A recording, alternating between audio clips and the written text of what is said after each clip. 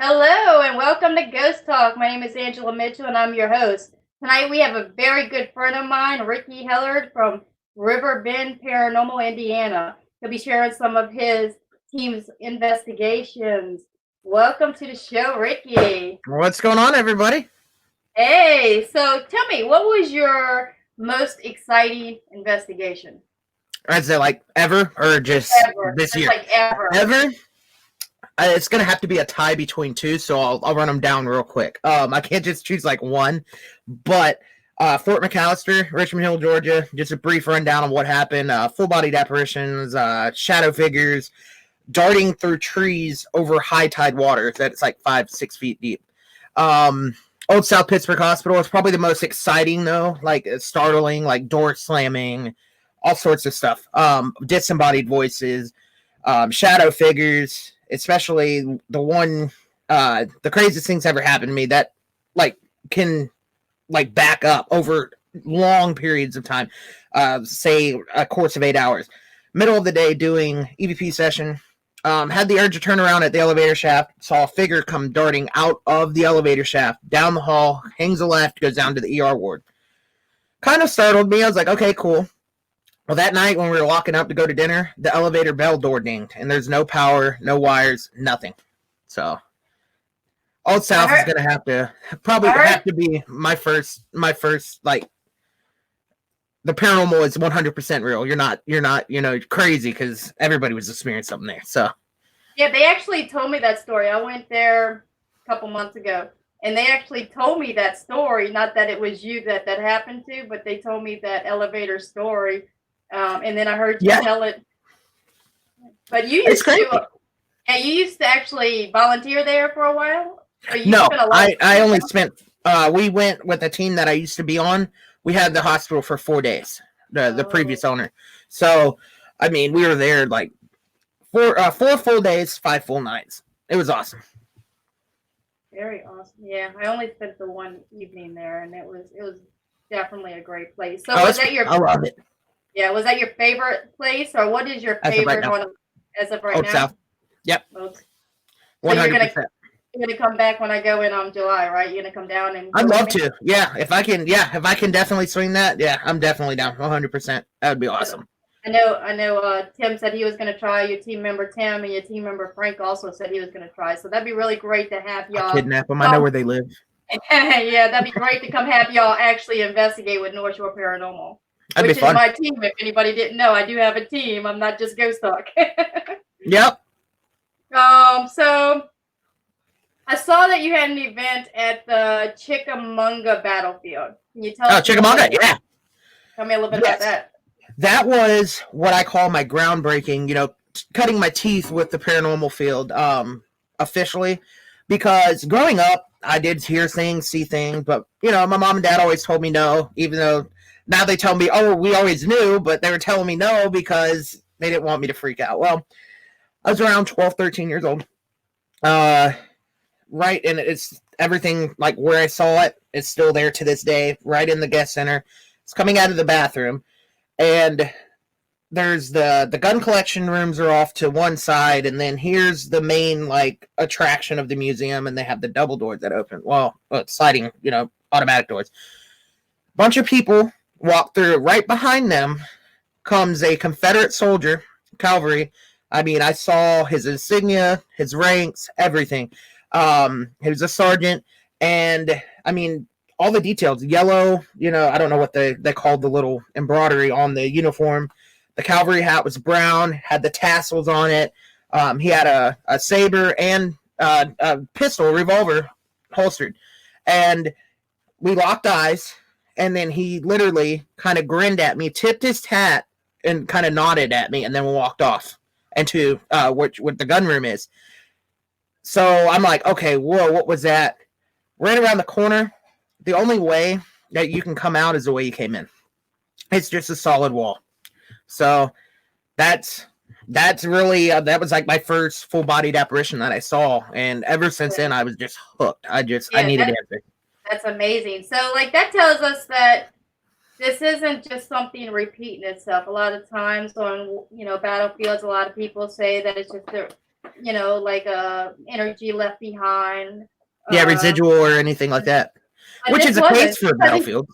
yeah, but he But tipped his hat to you, so that he to me says acknowledged intelligent. me. We Yeah. locked eyes, and I'll never. I get goosebumps to the day thinking of this, and this was over a decade ago. It's just, I mean, we locked eyes. He acknowledged me and had a grin on his face, like he literally saw me. And the crazy thing is, based on some of the history, they think it's the officer that was wounded mortally on top of that hill where that building sits to this day. I'm not sure 100%, but there's also a picture of a guy that the park ranger showed me that looked just like him. So, Wow. it's crazy. So tell me more about your childhood when you first believed you got this touch of sixth sense. I know you still have it today because we're friends, and I know you. But tell us a little bit about that. Like, well, when I was little, around the house, my mom and dad, as I got older, they told me these stories, but I remember the ones I'm talking about right now. I was seeing the darting shadows out of my corner of my eyes, hearing people calling my name, because I'd be in my room, I'd hear somebody call my name, and go, huh? Or at full sentences, conversations, and it's. I used to think I was losing my mind. So it just started like that, and it just got worse. And the craziest experience I had growing up was I had a bunk bed in my old room, and I was laying down in the bottom bunk trying to get to sleep. I look over to the wall, and I'm not kidding you, it was like something out of a nightmare. There's a shadow sitting up on the wall while I'm laying down. Freaked me the hell out. I didn't want to sleep in my room. I didn't sleep in my room for a good 2 weeks after that.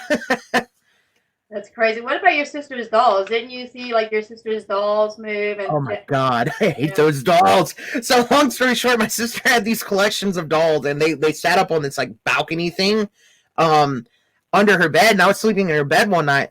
Gravity got a hold of one of those dolls. It jumped on the bed, and I lost it because they terrorized me with the film Chucky as a kid. So once that doll fell,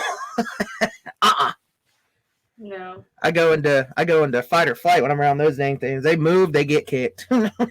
Yeah. So what kind of investigations does your team have coming up, man? Because your team is like one of the most active teams I know. I mean, We just had one. We just got done with Mineral Springs. That was round 2 for us. And when was that? The other day, like 2 days ago, right? Yeah, this was this past weekend. Yeah, it was Saturday. We teamed up with Dean Eckelman's team, D&M Paranormal, great group. It was kind of cat and mouse. It wasn't as active as when we had the meet and greet with we went to Brian, Rochelle, and Mustafa's meet and greet there. I think that was in September. Can't remember exactly, but the craziest experience I had there was I was sitting all by myself up on the second floor again, where I had a lot of the EDI interaction, and Tim left. He knocked on the door to let me know that he was leaving, and all of a sudden, like not even 10-15 seconds after he left, somebody starts walking down in Pearl's room, like the woman that committed suicide. I can hear all sorts of movement coming from down the hallway. Wow. And that was the craziest thing, but they actually had a lot of interaction in the pool area as they were reading a book, Dr. Seuss to be exact, with what they believe the child spirit. I forgot her name. I think it's like Alyssa, or I can't remember. But as people were reading it, it got over to a certain member from D&M, and the little music box started going off, and not just randomly. It just it was interacting. It was crazy. They got it on film. T-Dog shared the video not too long ago. Have you ever investigated in New York? Nope, I want to. I was supposed to be there with him. Yeah, it's so cool, especially Long Island. I want to get over to Setauket. So our next clip is going to be from the Wildwood Sanitarium. Have you ever heard of that? Yep, I'm very familiar with that place. Very haunted place. So let's check this out. Check out this video. Cool.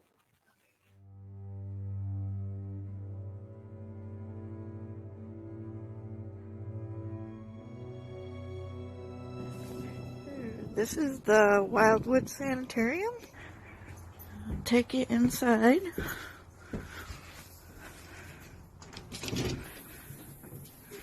As you can see, we have groups sign our doorways that have visited here. This is one of the downstairs rooms. This is a picture from 1906 when it opened up as the sanitarium.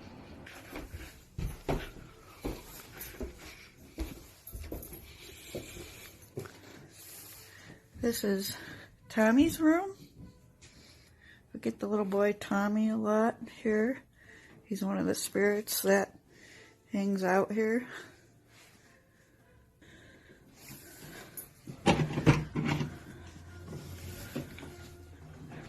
This is another one of our rooms.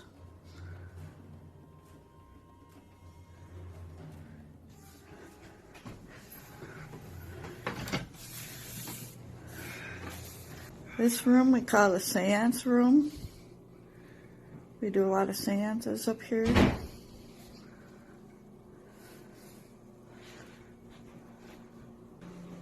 These are items that we have found in the house as we've been working on the house, and the floors and the ceilings, the roof, outside, and the walls. We've been finding all these different items. This is the doll room.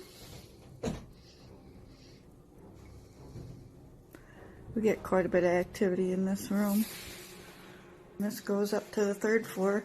We even get a lot of activity in our stairway.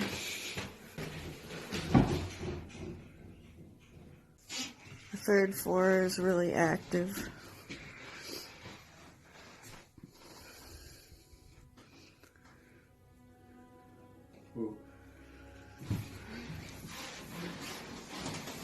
Here's another room. The activity in the house varies from room to room, and we turn this into a doctor's office. There's a hole right there. And we're going down to the basement.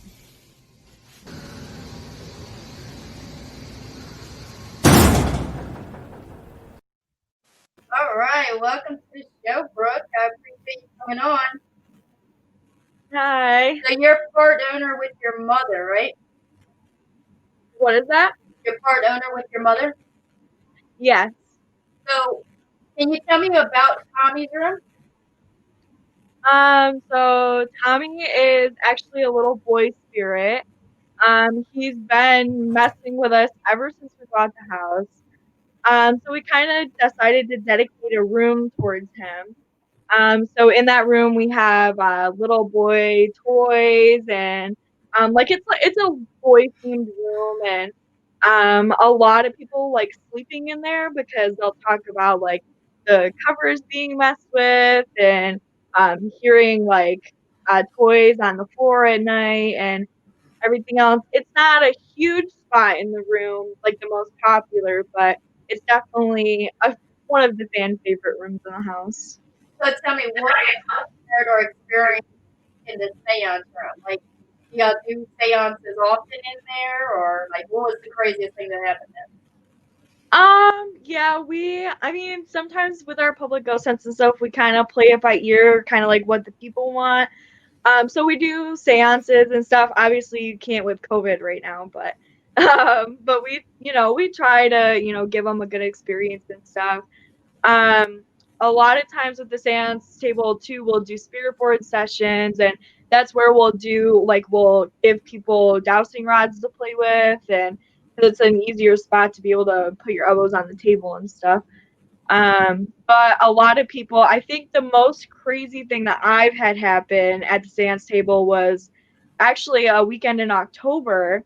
We were with a public ghost hunt, and we were all sitting at the table together, and we had equipment on the table and everything. And then the team that was running the public ghost hunt with us, they had an SLS camera set up, and we saw this figure kind of up by the light right above the table.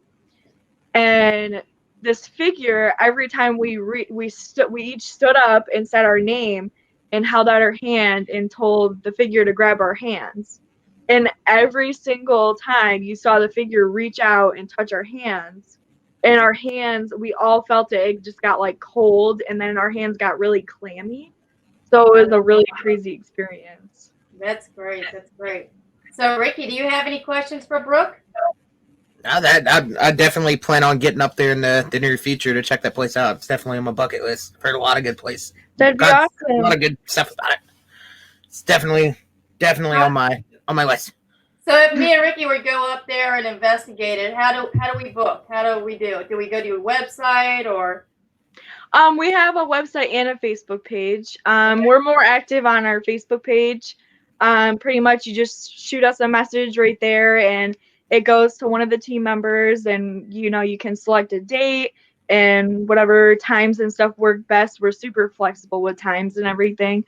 But yeah, you just go right on our, there's links and stuff on our email too to set up a date. Okay. Awesome. Yeah. We got users talking about the place. Tommy moved a big ball for me and I got poked in the leg. Yeah, tons of people get touched at the house. What kind of artifacts do you have in that case? I mean, we can see the case, but like it's not very clear what you got in there. What kind of things have you found throughout the house? And what is your favorite? So we found like a lot of cool stuff, and a lot of stuff we found when we first bought the house. The front porch was completely like, so we had to completely rebuild that even before we could open the house to any sort of public. And we did a little bit of digging around under there, and we found like old Coke bottles and old milk bottles that were from like Buffalo and stuff like that. So that's super cool. I mean, it's part of local history. And I think like my favorite thing personally is we found this like little old milk jug, and it was like the cardboard and everything, and it was that was like in one of the crawl spaces in the basement. And it's just super cute, and we have it sitting on the table actually in the basement. So we have a whole cabinet, and we have a table in the basement full of stuff we found in the house too. That's really cool. So what made y'all buy this house? Like, was it something that kind of spoke to you, or did y'all buy it because y'all were interested in the paranormal? What actually came about with buying this house? So we get this question a lot. So it actually, like, we started out in paranormal actually by accident. I'm sure you guys probably don't know because it's a smaller location. It's the Van Horn Mansion. It's up in Lockport, New York. That place. So we are actually Van Horns. My mom, and her mom and everything was Van Horn. That's her last name and everything. So we did like family history and found out we were directly related to them. The guy who built the house was like my great great great grandfather or whatever. So we went there on a ghost hunt just for like a family thing. Like all of us girls went and everything else. And I was young. I was probably like 12. And I mean, we all got into it. And then we're like, oh, this is pretty cool. This is fun. So then we really got into it and we started going to public ghost hunts all the time. And then we got into a group in Buffalo and we started helping them out and volunteering at locations and stuff like that. Then we kind of ended up being one of their, lead investigators at one point. We were running tours and stuff like that. We ran tours at the Buffalo terminal. Like we did all that stuff. And then we weren't really looking for a location. It's just kind of like one of my mom's friends in town and stuff, because we live in a really small town.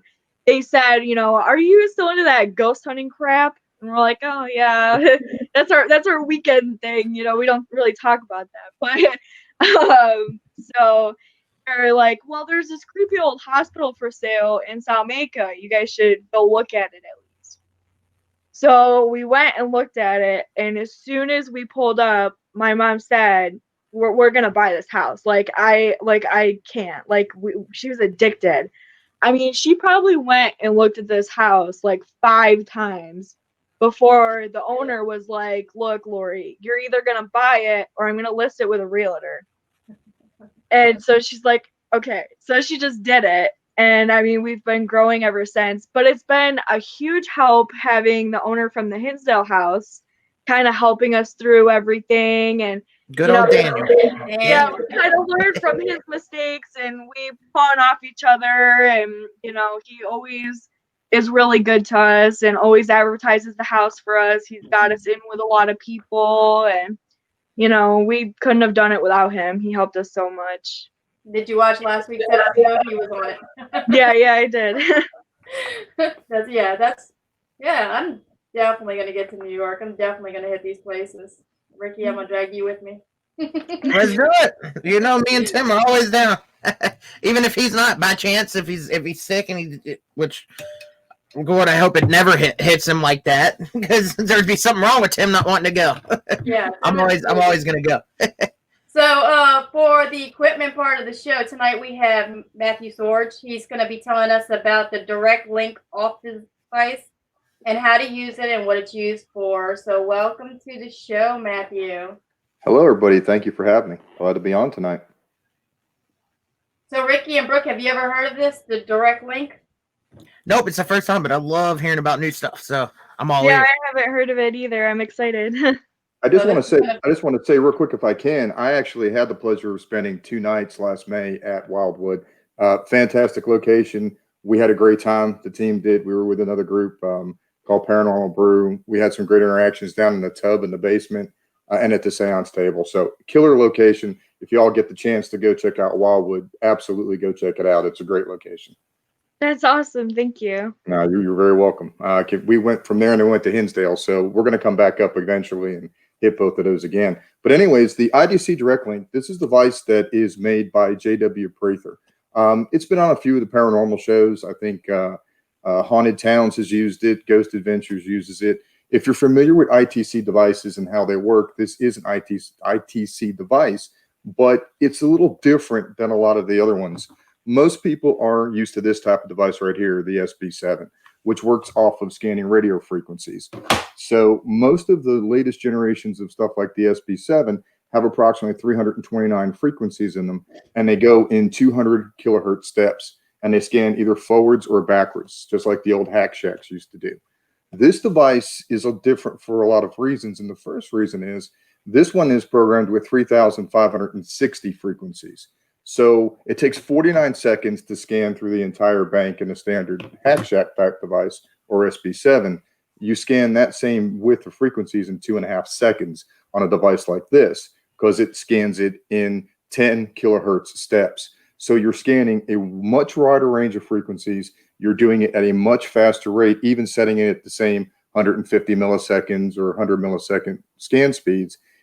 It's still doing that same amount, but in a much quicker time. So you're not duplicating the frequencies near as much. The other thing that's really interesting about this device is it does it completely randomly. So when you turn this device on and you start scanning through those frequencies, you may start in the low 70s, you may jump to the 100s, then you may come back in the 80s. So it's completely random. It's not linear. So there is not a repeating of that. It's also designed not to lock in heavily on strong signals. And it also has no external antenna. Like your regular hack shacks, they have an antenna that comes out, and that's how they hit radios. We take them out of ours because we use white noise more. And you have to be careful whenever you do an ITC research because of radio snippets and bleed over. So you got to really pay attention to that. But where this device is really unique and really different than that, see this little part back here? When I put my finger on this, it completes the circuit and actually makes me the antenna. So I become the spiritual antenna that's completing the circuit on the device. Yes, your body also creates a short range antenna, but the idea behind this is like a digital Ouija board. When you put your fingers on a planchette or you hold dowsing rods, it's your energy that spirit is communicating through. This device is designed to work the same way. Once I ask a question and put my finger on there and start getting those direct communications, you can literally feel that energy transfer through your body, much like you can on a spirit board, or if you're using dowsing rods. If you're a sensitive or coming into your mediumship abilities, like myself, it's a different feeling. It's a totally different experience. So that's how the device works. You also have, and the reason it's called the FXWC is because it has a reverb and it has an echo feature. So you can add those to strengthen those, quieter snippets. And then you can also do Estes method with up to 3 people connected to one device, which is really awesome. If you guys are familiar with Estes, we use it a lot because I think it's a lot more valid because you can't hear what's being asked, which is really fantastic. It's JW Prather at idcdevices.com. If you want a device like this, you have to talk to him first. He has to basically interview you. And JW, if you watch this, because I'm going to share it out for you and I'm going to make sure I tag you. If I said anything wrong, please leave a comment to correct whatever I said. I'm good friends with JW. I think he's a great guy. We're going to be doing we've done a few things before. We're going to do a collab coming up here real soon. But you can also run multiple recorders. So you can actually record pre-effects, post-effects, and what's being said in the room. So you can then lay those 3 tracks together and hear all of that. And then, go back and review your evidence. So it's a great research tool. So I'm sorry if I went over, Angela. I was trying to hit all the high points. No, you did great. You did great. So do y'all have any questions, Brooke or Ricky, for Matthew? I used something similar to that. I can't remember what it was this past weekend. You do use you put your finger over it and you use it as the antenna, and you can see the difference when you're using those things compared to an SB7. Absolutely. What about you, Brooke? You ever use anything like that or have any comments? No, we pretty much use like spirit boxes and stuff, but that's really awesome. We'll definitely have to look into it. It's really cool. I agree. I've never even heard of it before. You told me about it, Matthew, but it's definitely very interesting. Not only did Matthew come on here to tell us about the device, but he also put together a video. So I'm going to share with that. Check this out because he's actually using this device in the field. Check it out.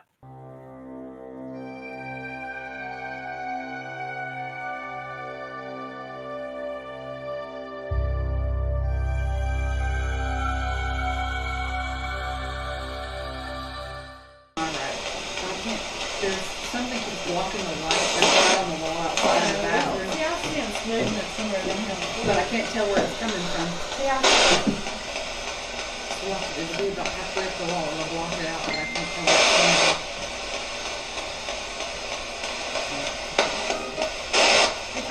coming from. Whoa. Whoa. Who was that just said, let me? He's here. Yeah. He's right with me. He's been following me. He was outside with me too. Who? What's your name? Ooh, did you hear that laughing? Who are you? Anthony? That's Anthony. my dad. That's my dad. May I try? Do it again. He's here. My dad is my guide. Anthony? Anthony, are you here with Sky? With Amy? So he's calling you Sky.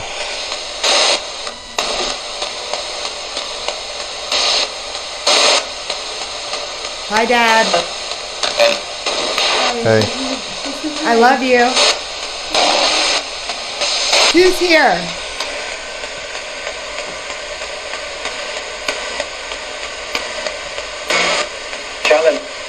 Kevin. Wow. Kevin is not here, but we always get Kevin. Female. He said Amy. What about my Aunt Fran? Are you here?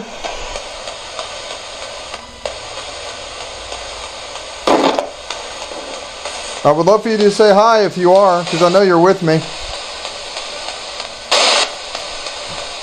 I know you were with me today when my dad was with us.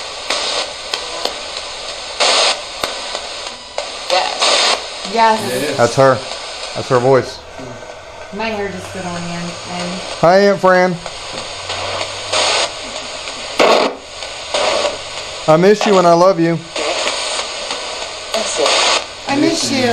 Holy shit. Wow. I miss you. Yeah. She's been with us all day. I did bring messages through for him today. Thank you for being with me all the time.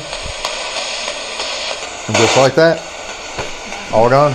They're gone. You say Kevin's. I gotta say, I believe this box works the way it's designed. Yeah, it does. That was awesome.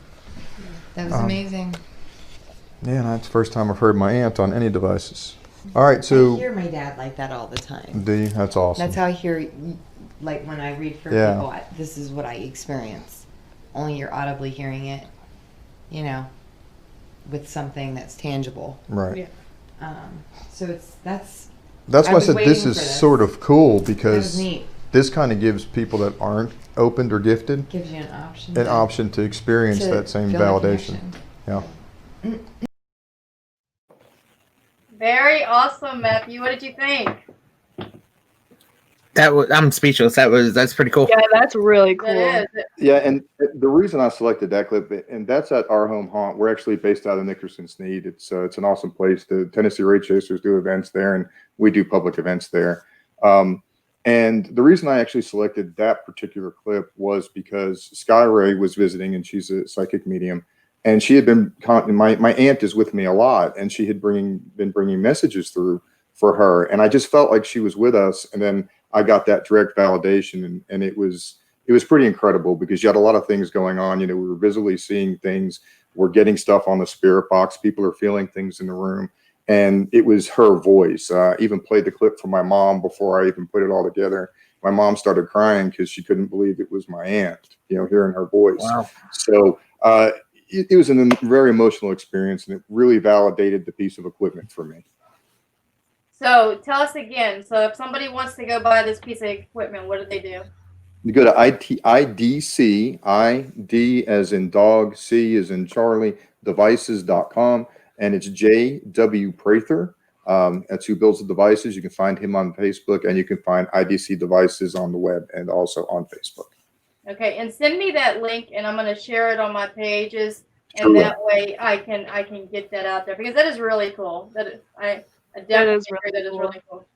So, Yeah, and the one thing that I love about it is you don't get a lot of radio bleed through. You don't hear a bunch of radio stations coming through. So just real quick, I just wanted to say that. yeah, I definitely the equipment we had on last week. I don't know if you watched last week, where it they said it drowns out the Spirit Box 7. You know, like all that static. I can't stand it. Like I can't stand. Yeah. Like, And then it's you got really- what the bleed through from the radio stations that are just coming through just so rapid. Even if you do sweep it in reverse, it's just Yeah, So, yeah, you got to have to really be pay careful. attention to that. Yep. yeah.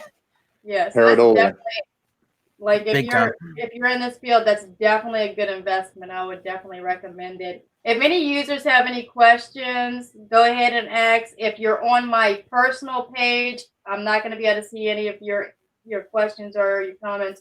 You have to go to the group, or you have to go to the Ghost Talk page. I apologize. I don't know why it doesn't show. Ricky, do you have anything to announce? Any big things coming up or 2021, stay tuned. We got a couple locations already locked in. We ones I can talk about. The one I can talk about is Whispers Estate. We're actually going to give it. That's in Mitchell, Indiana. We're going to give it a crack and see what all the hype's about. So, looking forward to it. I'm looking forward to Waverly Hills going with y'all. Oh yes, yep. That is going to be amazing. I cannot wait to get back to Waverly Hills. That's number 3 and my most active spots I've been. Yeah, it was a great place. I love that place. I'm actually going twice next year. So, Brooke, anything coming up for y'all? We're just keep hacking away on the roof while we can before the snow gets too bad. Oh yeah. And then, we're going to be releasing some cool stuff about renovations inside, and we're actually going to be doing that like a cool, different way. Obviously events this summer, and we're also planning on doing more Paracons and going to other locations and stuff, because we're getting to the point now where we're not so married to the house that we can actually start doing stuff again. So we're planning this summer. We're going to be going to Winston Castle this spring, so we're super excited. I'm definitely going to try to get to New York, so I'm going to try this year to get to y'all's place and Daniel's place. That'd be awesome. First on our show. Matthew, what do you got coming up? Well, 2021, we've got a lot of things. We got a really big collab coming up with J.W. Prather that I can't get into a lot of details about yet. But probably the biggest thing that we've got coming up is we're doing a huge Paracon event, provided COVID settles down. Got a meeting coming up in January to finalize whether or not the city of Asheville and the state of North Carolina is going to be able to allow us to continue, but it's scheduled for April 16th and 17th at the Asheville Convention Center. I guess it's now the Cherokee Harris Convention Center. They just recently changed names. It's going to be huge. We've got the entire cast of Kindred Spirits, Joe Chin, a long list of para celebrities, horror celebrities. It's a huge event that we've got planned if COVID will allow it to happen. But Awesome. you can see that at thehexpo.com. So if any of you guys are wanting to come down, we have plenty I'll of see if I can get vendors some based River around. Bend, Indiana to come out. That sounds fun. Absolutely. Yeah. It's thehexpo.com. Cool. Fantastic. So next week on the show, we're going to have Natalie Jones. I'm sure everybody knows who that is. And then we're going to have Philip Wyatt back on. He's going to be talking about the REM pod. And I'm pretty sure everybody knows what a REM pod is. Oh, If yeah. not, definitely stick around for next week's episode. But we are going to have a special on Christmas Eve. George Chaplin, everybody knows who George is, I'm sure, is going to play Santa Claus. And I'm going to have Bernie Page reading tarot cards. So if you want a free tarot reading or to talk to Santa Claus, be sure to join us on Christmas Eve at 9 p.m. Central Time. All right, guys, I appreciate y'all coming on. Let's see. We do have a question. Let me get this question first. How would someone tell if they are sensitive to spirits? Anyone of y'all want to answer that? Go ahead, I'll Matt. take a shot. I'll Go take a ahead. shot. 16 years in the paranormal, I was a complete skeptic. I had never had an experience. Then I had an experience, and now I can sense energies. I think you can feel it. I think all of you guys that have been in the field and do this, you can feel it. The longer you're in the paranormal, the more you begin to feel things. You can sense them.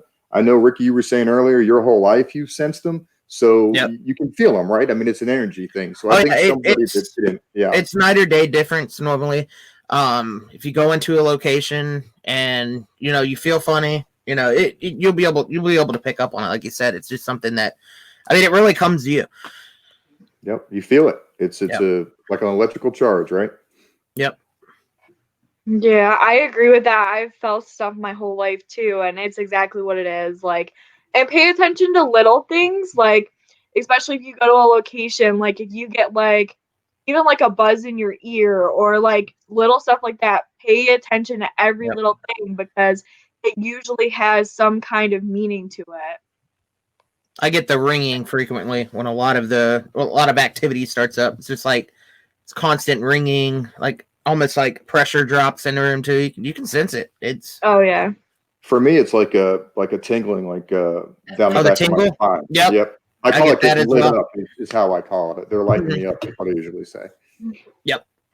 Awesome. All right. Well, that was our only question. Oh, we got. How about sensitive to Sasquatch? I don't think anybody's sensitive to Sasquatch. We were talking about that before the show. But yeah, definitely appreciate y'all coming on. I'm really looking forward to the Christmas Eve show. So make sure y'all tune in and definitely watch that with us. We're gonna be drinking some wine or something. I know some wine. George will probably be lit because he has some family, like he's going to his friend's house first and then coming over. But Rosie will be here reading tarot cards, and Cool. she's really good. She's my go-to person for tarot cards, so definitely tune in. All right, guys, thank y'all for coming on the show. Everybody, thank you for watching. Like I said, next week we'll have Natalie Jones, and I'm not sure about the location because I just had a cancellation, so I'm gonna have to get on that. Bye, guys. Bye.